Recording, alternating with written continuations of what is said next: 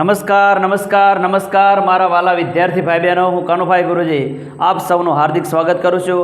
આજે આપણે દાખલા ગણવા માટે થેલ્સના પ્રમેય આધારિત જ કેટલાક વધુ પરિણામો જોઈશું, જેનો આ ચેપ્ટરની અંદર ખૂબ ઉપયોગ થવાનો છે. તો આપણે થેલ્સના પ્રમેયની અંદર શીખ્યા છીએ એ પ્રમાણે ડીઈ સમાંતર બીસી હોય તો એ જે ડીઈને સમાવતી રેખા છે એ એબી અને એસી બાજુઓનું સમાન ગુણોત્તરમાં વિભાજન કરે છે અથવા તો સમપ્રમાણમાં હોય છે. એવું આપણે પ્રમેય 6.1ની અંદર સાબિત કર્યું છે. બરાબર. હજુ આમાં કેટલાક વધુ પરિણામો જોઈએ. ત્રિકોણ એબીસીમાં ડીઈ સમાંતર બીસી હોય તો અહીંયા ડીઈ સમાંતર બીસી હોય તો પહેલું પરિણામ તો જે આપણે પ્રમેયમાં સાબિત કર્યું છે એ જ લખીએ. નંબર 1, એડી ભાગ્યા ડીબી, ઉપરનો ટુકડો ભાગ્યા નીચેનો ટુકડો, સામે એઈ ભાગ્યા ઈસી, ઉપરનો ટુકડો ભાગ્યા નીચેનો ટુકડો. આ પ્રમેયની અંદર આ વસ્તુ આપણે સાબિત કરી છે. એટલે કે એડી ભાગ્યા ડીબી બરાબર એઈ ભાગ્યા ઈસી. બરાબર છે. આ ચાર જે માપ આપણને આપેલા છે એમાંથી કોઈ પણ 3 આપેલા હોય તો ચોથું તમે શોધી શકો. નંબર 2, હવે જોજો વિદ્યાર્થી મિત્રો, ઉપરનો ટુકડો ભાગ્યા આખી બાજુ. એટલે કે ઉપરનો ટુકડો શું છે? એડી છે. ઉપરનો ખંડ એડી છે. એડી ભાગ્યા આખા એબી. હવે ઉપરના ખંડની સામે ઉપરનો ખંડ જ જોવાનો. ઉપરનો ટુકડો એડી છે, ઉપરનો ટુકડો એઈ છે, તો અંશમાં એડી છે તો અહીંયા અંશમાં એઈ લેવાના. એઈ છેદમાં આખા એસી. બરાબર છે. એડી ભાગ્યા આખા એબી, એઈ ભાગ્યા આખા એસી.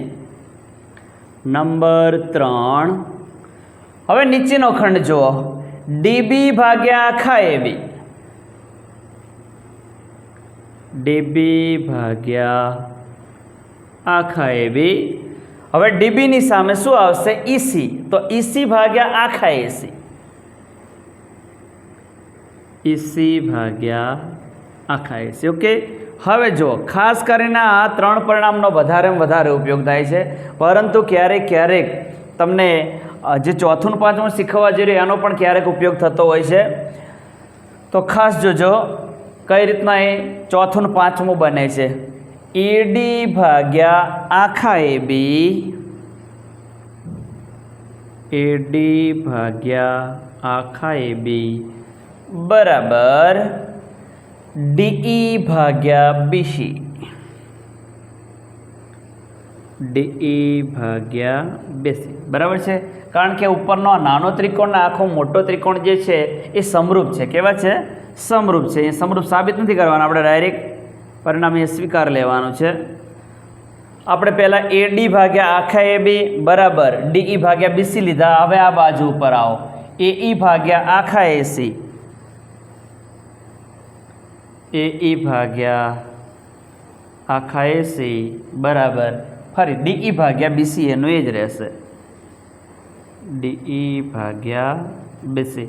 તો આ પરિણામો વિદ્યાર્થીઓ મિત્રો કમ્પ્લીટ વ્યવસ્થિત તૈયાર કરી દેવાના. જો કે આનું નામકરણ બદલાશે એ પ્રમાણે આ પરિણામોના પણ નામ બદલાતા જાય. બરાબર. તમારે અહીંયા PQR ત્રિકોણ આપેલો હોય, XYZ ત્રિકોણ આવેલો હોય, બરાબર. આ જે ડીઈ છે એની જગ્યાએ MN આપેલા હોય તો પણ વસ્તુ આની આ જ આવશે. આ રીતે આપણે આગળ શીખીશું. ગુણોત્તર અને પ્રમાણના કેટલાક અગત્યના પરિણામ. એની અંદર નંબર 1, ઉલટ પ્રમાણ.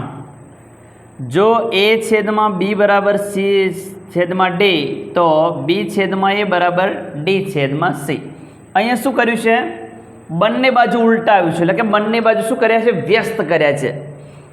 અહીંયા બીને ઉપર લઈ ગયા, એને નીચે લઈ ગયા. જમણી બાજુ પણ ડીને ઉપર લઈ ગયા, સીને નીચે લઈ ગયા. તો આને વ્યસ્ત પ્રમાણ પણ કહેવામાં આવે છે અને આને ઉલટ પ્રમાણ પણ કહેવાય છે. બરાબરની બંને બાજુ જે પણ અંશ અને છેદ છે ને ઉલટાવી દેવાના છે. બંને બાજુ ઉલટાવી દેવાના છે સાથે. તો આને કહેવામાં આવે છે ઉલટ પ્રમાણ. એના પછી એકાંતર પ્રમાણ. જો A છેદમાં B બરાબર C છેદમાં D તો A છેદમાં C બરાબર B છેદમાં D. એકાંતર ફક્ત એક અંકને ત્યાંથી ખસેડવાનો છે. જો અહીંયા આ જે સી જે છે એ હાલ અહીંયા અંશમાં છે, ગુણાકારમાં છે, એ ડાબી બાજુ આવશે એટલે ક્યાં જશે? અહીંયા ભાગાકારમાં આવી જશે. અહીંયા જે બી છે એ ભાગાકારમાં છે, જમણી બાજુ જશે એટલે ક્યાં જતો રહેશે? ગુણાકારમાં જતો રહેશે. એટલે એક અંક છે એને ફક્ત ખસેડવાનો છે. સી ઉપર હતો એ નીચે આવી ગયો, બે નીચે હતો એ ક્યાં ગયો? ઉપર જતો રહ્યો. તો આ રીતના તમે એક અંક ખસેડો એને એકાંતર પ્રમાણ કહેવામાં આવે છે. હવે યોગ પ્રમાણ, આમ તો યોગનો મતલબ સરવાળો થાય. શું થાય? સરવાળો. યોગ પ્રમાણ, જો એ છેદમાં બી બરાબર સી છેદમાં ડી, તો એ પ્લસ બી છેદમાં બી બરાબર સી પ્લસ ડી છેદમાં ડી. એટલે કે અહીંયા શું કરવાનું છે? જે છેદ છે ને એને અંશમાં ઉમેરી દેવાનો બંને સાઈડ. અહીંયા છેદમાં બી છે તો અંશમાં ઉમેરો એટલે શું થશે? એ પ્લસ બી થશે, છેદમાં વધશે બે. જમણી બાજુ પણ જે છેદ ડી છે એને અંશમાં ઉમેર દો એટલે સી પ્લસ ડી છેદમાં વધશે ડી.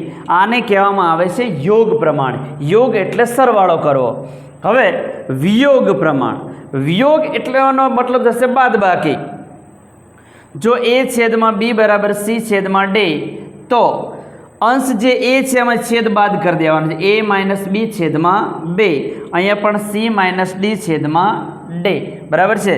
તો અહીંયા આને કહેવામાં આવે છે વિયોગ પ્રમાણ. વિયોગ એટલે બાદબાકી થવી. હવે યોગ વિયોગ બંને ભેગું. અમુક વાર એવા દાખલા પણ હોય છે અંશની અંદર સરવાળો છેદમાં બાદબાકી. બરાબર છે? તો જો એ છેદમાં બી બરાબર સી છેદમાં ડી, તો આ જે બી છે એને અંશમાં ઉમેરવાનો છે, છેદમાં બાદ કરવાનો છે. બરાબર? તો એ છેદમાં બી છે, એ અને બીનો અંશમાં સરવાળો કરો, એ પ્લસ બી, છેદમાં એ અને બીની બાદબાકી કરો, એ માઇનસ બી. અંશમાં યોગ કર્યો, છેદમાં વિયોગ કર્યો, મિલન વિયોગ. અહીંયા સી છેદમાં ડી છે તો સી પ્લસ ડી છેદમાં સી માઇનસ ડી, અંશમાં યોગ થયો, છેદમાં વિયોગ થયો. આ રીતનું ભેગું જે પ્રમાણ હોય છે એને યોગ વિયોગ પ્રમાણ કહેવામાં આવે છે. હવે આ જે ગુણોત્તરો છે એના દાખલાની અંદર ક્યાંક ક્યાંક ઉપયોગ થશે. બીજો છઠ્ઠો નંબર જે છે ખાસ જોજો. જો એ છેદમાં બી બરાબર સી છેદમાં ડી, તો દરેક ગુણોત્તર બરાબર, અહીંયા દરેકની પાછળ જે અંશ અને છેદ છે ડાબી બાજુ એક્સ એક્સ લગાવવાનો છે અને અંશની અંદર બંનેનો સરવાળો કરી દેવાનો છે. એની પાછળ એક્સ લગાવો એટલે એક્સ થશે, સીની પાછળ વાય લગાવો એટલે સી વાય થશે, વચ્ચે સરવાળાનું ચિહ્ન મૂકી દો. અહીંયા બી અને ડી, બીની પાછળ એક્સ લગાવો, ડીની પાછળ વાય લગાવો તો બી એક્સ પ્લસ ડી વાય. તો અહીંયા દરેક ગુણોત્તર બરાબર એક્સ પ્લસ સી વાય છેદમાં બી એક્સ પ્લસ ડી વાય.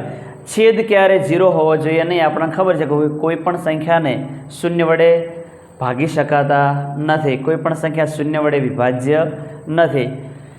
હવે અહીંયા તો ફક્ત બે પદ હતા.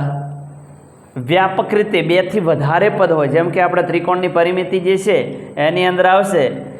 અહીંયા ત્રિકોણની પરિમિતિ જે છે, બે ત્રિકોણની પરિમિતિ એ એની અનુરૂપ બાજુઓના ગુણોત્તરના સમપ્રમાણમાં હોય છે.